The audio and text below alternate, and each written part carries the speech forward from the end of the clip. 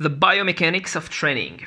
Donc, on se retrouve aujourd'hui pour une revue informelle d'études de livres. Oui, j'en ai lu 2 cette semaine.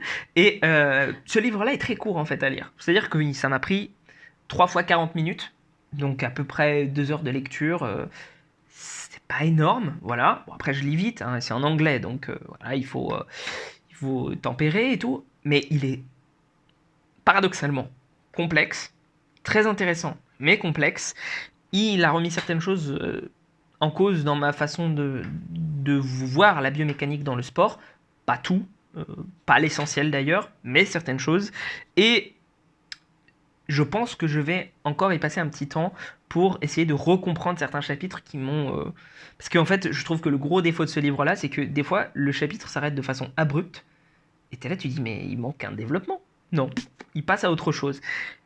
Je trouve ça dommage, parce qu'il y a des distinctions qui sont pas faites, t'as l'impression que c'est un peu fait rapidement. Alors, il coûte 5 euros sur Kindle, ce qui est pas très cher, et je pense que ça vaut le coup de le lire, et il mène une espèce de croisade qui, à mon sens, est respectable, euh, dans le sens où il a tendance à dire on surcomplexifie la biomécanique en ce moment chez les coachs, etc. Alors qu'il n'y a pas vraiment besoin de ça. Il y a plein de confusions qui sont faites entre des termes techniques. Et c'est là-dessus où j'étais en mode ah oui, il a raison sur les confusions qui sont faites. Et même des chercheurs en fait que je suis font cette espèce de confusion-là, ou en tout cas contribuent à la propager. Et je suis en mode ah merde, dommage quoi. Notamment, il y a une critique de Jean-Benoît Morin, qui est quelqu'un de génial, etc., hein, du travail de Jean-Benoît Morin sur la relation force-vélocité, qui est très pertinente.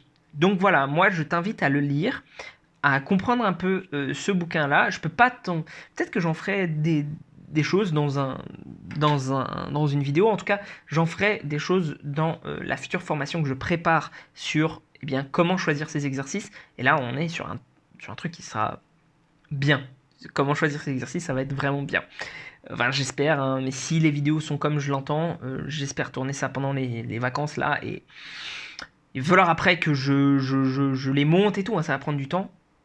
Mais j'espère vraiment que ce sera un truc qui sera important. Bon, bref, le but, c'était pas de faire une vidéo sur ma formation, mais voilà.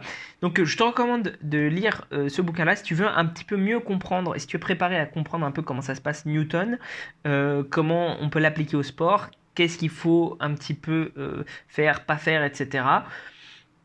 Et il n'y a pas besoin de base de biomécanique, il explique quand même relativement bien les choses. Et sur ce, prends soin de toi, et on se retrouve pour une prochaine vidéo.